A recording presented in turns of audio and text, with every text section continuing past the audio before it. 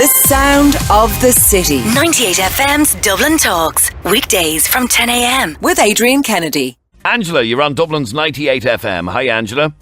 Hey Adrian, how are you? Good, thanks, Angela. What did you want to say on this?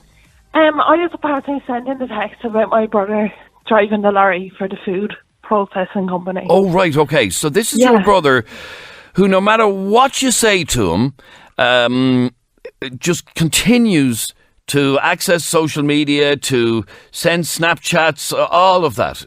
This is a constant thing. Doesn't care. Like, I don't understand it myself at all.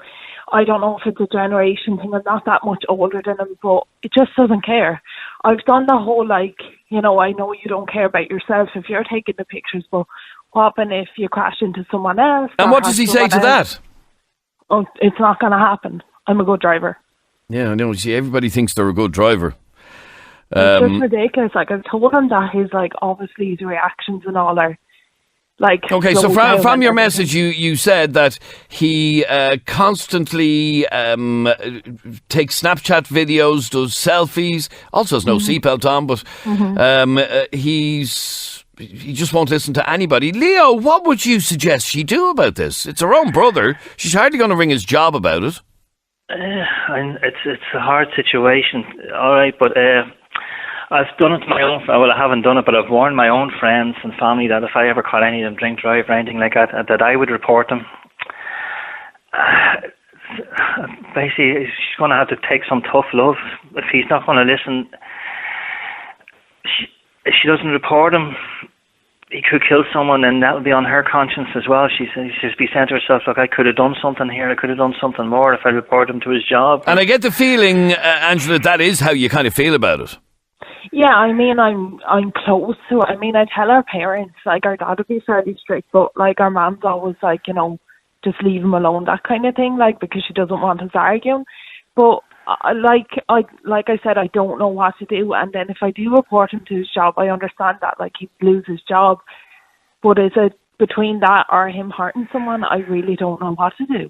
Have you threatened him that you will ring his job, Angela? Yeah, but that's all war off ducks back with him. Like I say, when I tell him he could hurt someone, he's like, yeah. He just doesn't listen. I don't know if it's an attitude or I don't know, but he's in his early 20s and he's definitely not the only one on my Snapchat timeline that sends these pictures of him driving. There's so many of them, it's scary, really. Angela, it is an attitude. It's an attitude that people have to learn how to change. Yeah, for sure. Before I lost my daughter, and before any of our families lost any of our children, and we never thought anything was going to happen to it. Yeah, it happens to someone else.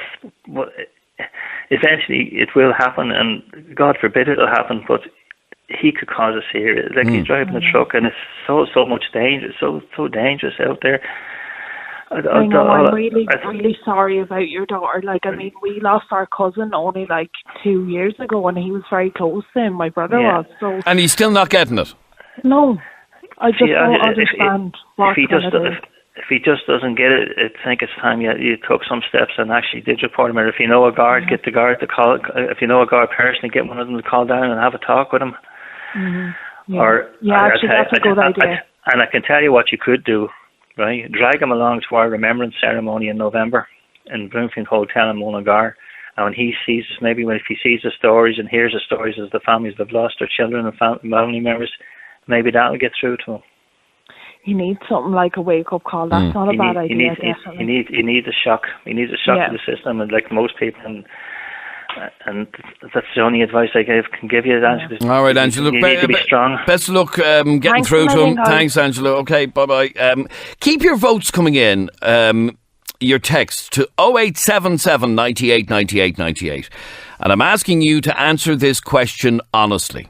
Okay? And the question is, in the last month, have you accessed any type of social media on your phone while driving your car? All I want you to do is text the word yes or no to 0877 98 98 98. I was talking about a survey from Allianz Insurance in which they claim 25% of motorists have admitted to doing it. I personally believe it's a lot higher than that, and that's why I'm asking you to honestly answer that question. Okay, so just text me the word yes or the word no to 0877 98 98 98. Okay, so yes or no, have you in any way accessed social media on your phone while driving your car in the last couple of weeks? Yes or no to 0877 98 98 98. Now, where am I going? Colm, you're on 98 FM. Hi, Colm. How's it going, Adrian? My apologies for keeping you waiting so long. You had a specific question for Leo, which is a question I'm interested in the answer to as well. Go on, Colm. It's not so much a question. You have to. People on social media are looking at their phones and not concentrating. But you have to look at these new cars with the in-car computers and sat navs. You have to take your eyes off it all to look at them as well. Not all of them speak to you, and not everyone has them speaking to you. You have to take your eyes off it all to look at what's on your dashboard, all these computers and stuff. They're causing effects as well. They're causing accidents as well. Leo, that's an interesting question, and I'm interested in the answer to it as well, because I personally use sat-nav very regularly for getting me to places that I'm not familiar with. What is your view on that? I use them regularly myself, especially even when I was driving a taxi, but I haven't come across one that doesn't speak to you at the moment, that I know of. Yeah, no, I have to be honest, Colm, I've never come across one that doesn't speak to you either. It's not the fact that they don't speak to you, it's the fact that people don't use the voice to speak to you.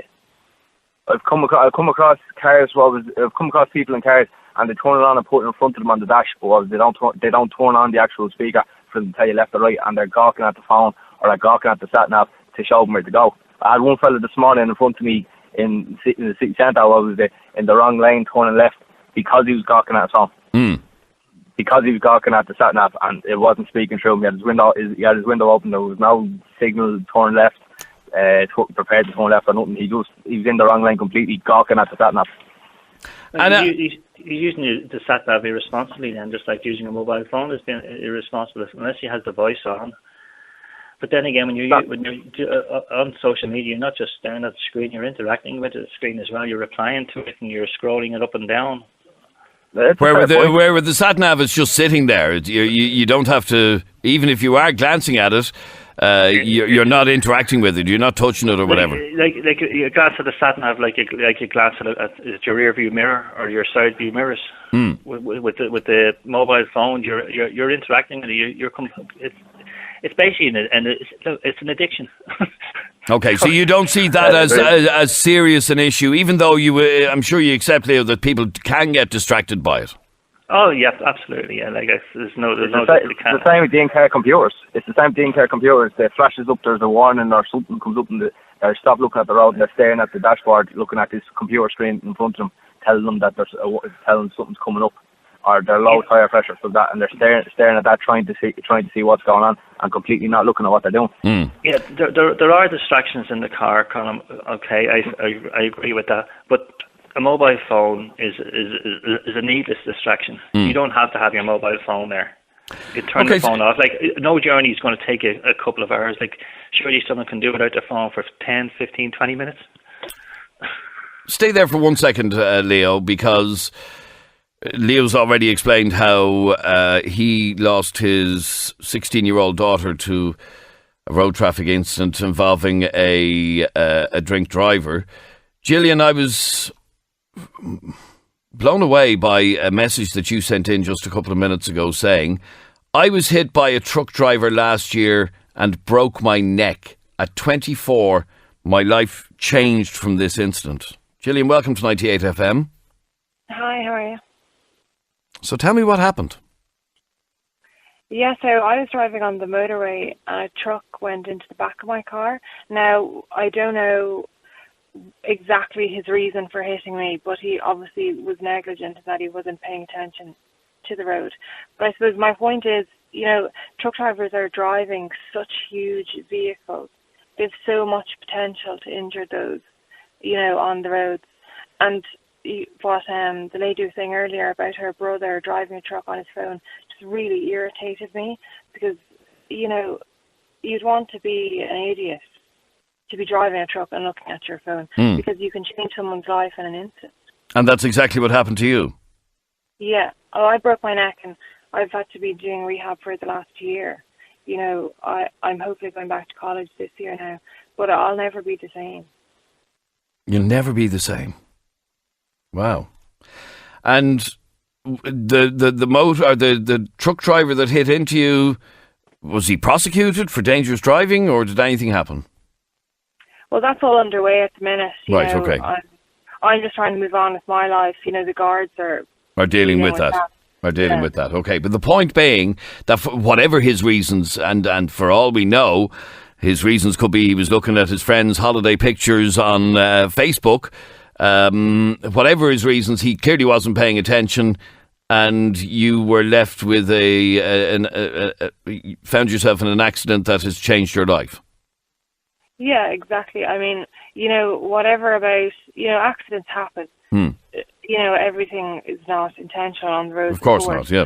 But I mean, when you're driving a truck, these are the people that need to be hyper vigilant, because, the damage that can be done is just extraordinary. How bad was the accident? Obviously bad enough that you broke your neck. Were you trapped in the car, or what was the situation? Yeah, so my car was obviously mangled because the truck is so massive. The force of that.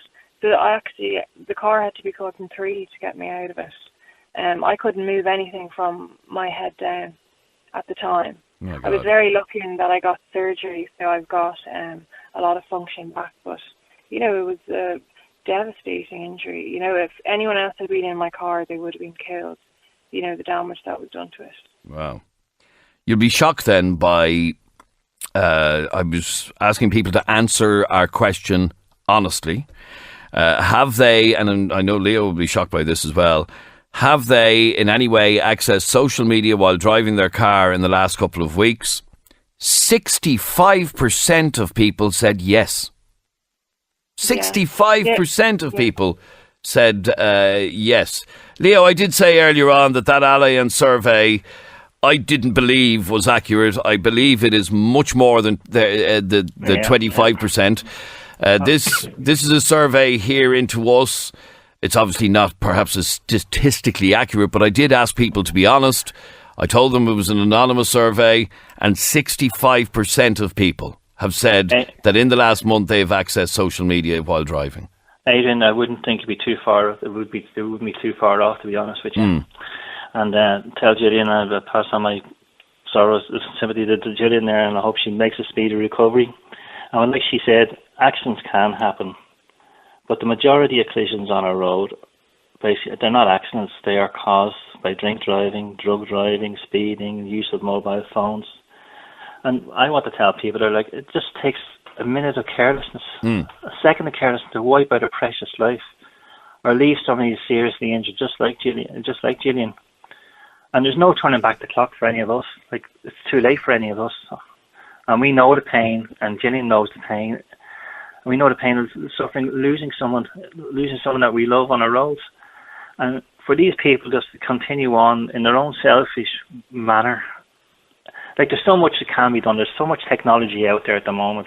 Why can't they manufacture cars that with a speed limiter on that can't go over a certain speed? Why can't they manufacture cars with a technology in that'll switch off your mobile phone as soon as anybody sits into the car? In fact, I don't know if you're aware of the story that the Gardaí reported yesterday. An articulated lorry driver 11 times over the limit. 11 times over the legal drink drive limit, and had an open bottle of wine in the cab. My God Almighty! And what will happen to him, Adrian? I would like to think he'll have the book thrown at him. I doubt it very much, to be honest. Do you really? I doubt it very much. If you only want to get 4 years, if you kill someone on the road, you're hardly going to get a long prison sentence for that kind of behaviour. Gillian, I really appreciate you calling into us today. Things are looking up. You're going back to college. You've been going through rehab and trying to put this behind you and get on with your life. Yeah, that's good. I have been very lucky, but at the same time, I just was listening to the radio there, and it really annoyed me when that lady was saying about her brother driving the truck and just on his phone. That just hits the nerve with me, because to think of something happening to someone else like my accident because someone would just be looking at their phone, it makes you feel sick. People can just be so irresponsible. All right, look, I wish you the very best, Jill, and thanks very much, Lee, for talking to us on 98 FM. Yeah, thanks, Phil. Jason, you yourself are a truck driver. I am, yeah. You obviously see this regularly from your height in the cab. Do you ever do it yourself? No, it's one thing I don't do the social media at all. I'm not big onto that in any way. I wouldn't be big into any of that Facebook or social media stuff anyway, but no, keep the eyes on the road. There's enough going on out there without me looking at my own. Okay, I asked our listeners a couple of minutes ago to take part in a poll, and we got a huge volume of messages for our text for it, and 65% answering honestly say that they did access social media in the last month. Does that surprise you? No, not on the slightest. I'd say it's even more. I mean, every day you spend a half an hour in my truck on that M50, any motorway, any junction, look out the window and you will see it. You'll see them rear-ending each other, you'll see them flying across lanes of traffic in front of you, and all on their phones. Every one of them. Every one of them. Yeah, it's not man, woman, child, it's every one of them. I've seen people reading books on the motorway. I had a fella pass me only the other day in the outside lane, heading into a wall of traffic, reading out of some type of book, like he must have been heading to a job, and there he is reading and writing stuff, book balanced on the steering wheel. I've seen people eat their breakfast. I don't know. Women putting a pointy thing to the right while they're driving down the road, putting mascara on. I know, I've never gotten my head around that either, I'll be honest with you. I mean, all it takes is one little bump. A bump. And the motorways ain't exactly smooth in this country. You know, it's not as if they're beautiful straight bits of tarmac on them. There's a lot of divots. You probably don't feel them as much in the cars, but we feel them in the trucks. We're bouncing up and down. I mean, people don't seem to realise the traffic's got a lot faster. The roads have got bigger and faster, and everybody's in a hurry to go nowhere. Nobody's concentrating anymore, Adrian. You should spend a day, even a half a day in my truck, and you'll probably never drive again. The sound of the city. 98FM's Dublin Talks. Weekdays from 10 a.m. With Adrian